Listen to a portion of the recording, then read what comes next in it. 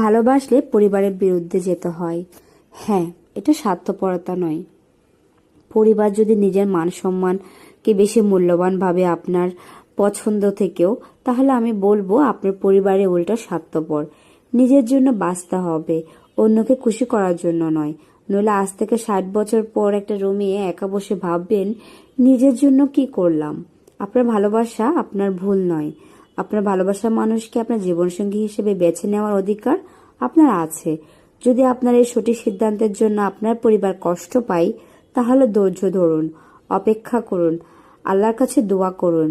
মানুষটাকে হারাতে দিবেন না। ভালোবাসার মানুষ একবার হারাই গেলে ইহকালে আর ফিরেও পাবেন না। ভালোবাসলে লড়াই করতে হয়, চোখের পানি ফেলতে হয়। ভালোবাসা নিয়ে 60 বছর আফসোস করার চাইতে ভালোবাসার মানুষটি হোক জন্ম জন্মান্তরের। আল্লাহ হাফিজ।